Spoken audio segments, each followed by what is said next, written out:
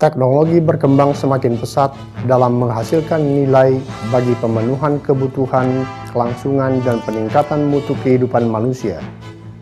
Kemampuan menguasai teknologi merupakan dasar untuk dapat menghasilkan inovasi yang sangat bermanfaat dalam pembangunan bangsa agar dapat bersaing secara global, mandiri, dan mensejahterakan masyarakat. Penguatan kemampuan sumber daya manusia dan iptek nasional telah ditetapkan sebagai salah satu strategi utama dalam MP3II atau Master Plan Percepatan dan Perluasan Pembangunan Ekonomi Indonesia. Strategi utama ini harus dapat dijabarkan dalam 8 program utama, yaitu pertanian, pertambangan, energi, industri, kelautan, pariwisata dan telematika, serta pengembangan kawasan strategis yang selanjutnya dijabarkan dalam 22 kegiatan ekonomi utama. Semuanya ditujukan sebagai upaya bersama untuk menempatkan Indonesia menjadi negara maju pada tahun 2025. BPPT sebagai lembaga pemerintah non-kementerian memiliki tugas untuk melakukan pengkajian dan penerapan teknologi dan berusaha memberikan manfaat yang sebesar-besarnya bagi masyarakat serta pihak-pihak terkait lainnya. Di dalam melaksanakan tugas tersebut, BPPT menjalin kerjasama dengan berbagai pihak, baik lembaga pemerintahan, akademia, maupun pebisnis dalam suatu kerangka sistem inovasi.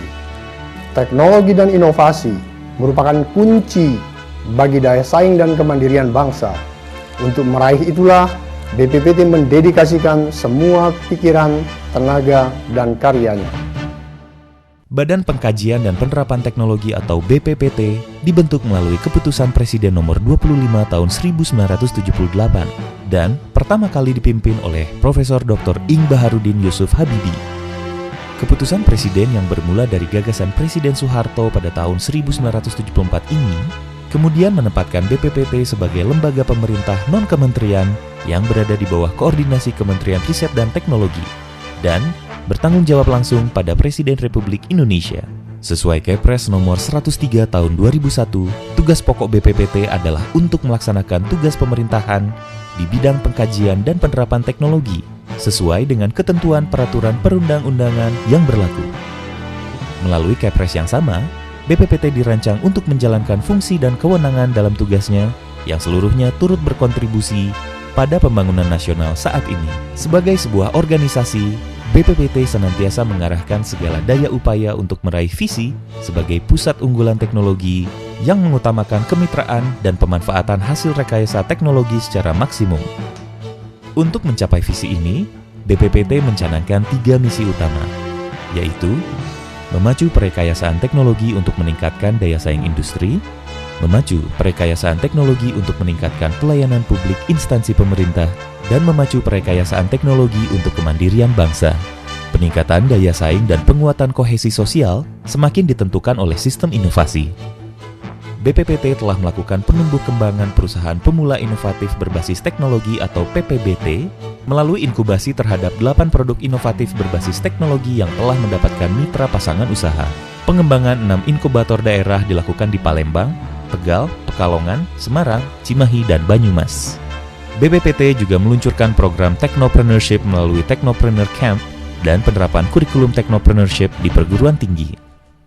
Pengembangan sumber daya alam untuk meningkatkan daya saing bangsa ini dilakukan antara lain dengan pengembangan berbagai teknologi yang dikembangkan oleh putra bangsa sendiri. Misalnya, PT SDM atau Pusat Teknologi Sumber Daya Mineral, Kapal Riset Barunajaya, teknologi modifikasi cuaca, dan lain sebagainya. Sedangkan untuk bidang yang berkaitan dengan kebencanaan, TPSA juga mengembangkan Bui Tsunami Indonesia dan Profil Kebencanaan Papua. Sebagai respon terjadinya gempa dan tsunami, pada bulan Juni 2007 dalam pertemuan tingkat Menteri Luar Negeri ASEAN ke-40 di Manila, telah disepakati untuk segera mengoperasikan ASEAN Coordinating Center for Humanitarian Assistance on Disaster Management atau AHA Center. Untuk mempercepat pengoperasian AHA Center, BPPT ditunjuk sebagai sekretariat. Sistem peringatan dini tsunami di Indonesia BPPT memainkan peran aktif dalam hal desain, rancang bangun, hingga operasionalisasi dan perawatan buoy tsunami. Untuk mendukung program ketahanan pangan nasional, BPPT melakukan pengembangan ikan nila yang bersifat cepat tumbuh serta bernilai gizi tinggi. Dengan teknologi pangan, BPPT juga turut mengembangkan teknologi pembuatan pupuk untuk menunjang target ketahanan pangan nasional yang dicanangkan Presiden melalui Inpres nomor 5 tahun 2011. Dalam bidang kesehatan, BPPT telah menjalin kerjasama dengan Korea Research Institute for Bioscience and Biotechnology atau KRIBB dalam rangka mengembangkan produk kesehatan dari tumbuhan obat Indonesia. Pengembangan obat herbal berbasis tanaman asli Indonesia akan memberikan nilai tambah pada sumber daya hayati Indonesia dan meningkatkan daya saing bangsa Indonesia secara global di bidang industri obat herbal dan jamu.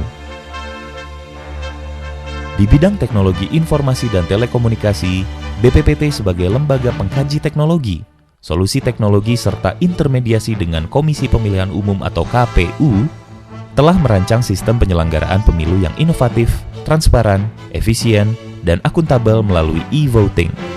BPPT melalui Deputi Teknologi Industri Rancang Bangun dan Rekayasa membantu optimalisasi sarana dan prasarana transportasi dari sisi penggunaan teknologi untuk memastikan keberadaan sarana dan prasarana transportasi tersebut aman dan nyaman digunakan. Desain kendali dan rekomendasi perkeretaapian, perancangan dan pembuatan prototipe struktur bogi dan gerbong lokomotif, serta rancang bangun dan sertifikasi komponen transportasi struktur baja telah dilakukan demi mengoptimalkan tingkat keamanan kereta api sebagai sarana transportasi publik dan industri. Untuk mewujudkan kemandirian dan meningkatkan daya saing industri nasional dalam bidang pertahanan dan keamanan militer maupun nirmiliter, teknologi Hankam Militer BPPT telah melakukan rancang bangun pesawat udara nirawak atau PUNA. Terowongan angin ILST atau Indonesian Low Speed Tunnel yang telah dioperasikan BPPT telah melakukan pengujian jembatan Tukat Unda melalui kajian aerodinamika serta pengujian defleksi curtain wall dari struktur fasad pada konstruksi bangunan modern yang diaplikasikan di Bandara Kuala Namu, Medan. Melalui program Hak Kekayaan Intelektual atau HKI, hingga kini tercatat sebanyak 158 aplikasi HKI BPPT yang terdiri dari 125 paten, 9 merek, 6 hak cipta, dan 18 desain industri yang sudah terdaftar pada Kantor Direktorat Jenderal HKI, Kementerian Hukum dan HAM RI. Di antaranya, 49 sertifikat paten, 12 sertifikat paten industri, 4 sertifikat hak cipta, dan 4 sertifikat merek. Untuk meningkatkan kemampuan sumber daya manusia, hingga saat ini BPPT rutin memberikan bantuan beasiswa untuk jenjang strata 2 dan strata 3. Selain itu, berbagai pendidikan dan pelatihan kepemimpinan, diklat dan kegiatan pembelajaran keindustrian melalui magang industri secara periodik selalu diberikan demi peningkatan kualitas aset sumber daya manusia yang dimiliki. Kerjasama luar negeri yang dijalin BPPT dalam 4 tahun terakhir adalah dengan 31 negara, dengan rincian 24 negara Asia, 4 negara Eropa, Amerika Serikat, Australia, dan Afrika. Sementara, di dalam negeri pada 5 tahun terakhir telah terjalin 320 kerjasama dengan universitas, pemerintah daerah, industri, instansi pusat, dan pihak lainnya di bidang energi, pangan, teknologi informasi dan komunikasi, transportasi, dan bidang lainnya. Sementara, Baharudin Yusuf Habibie Technology Award atau BJHTA adalah penghargaan yang mengkhususkan diri di bidang karya nyata teknologi.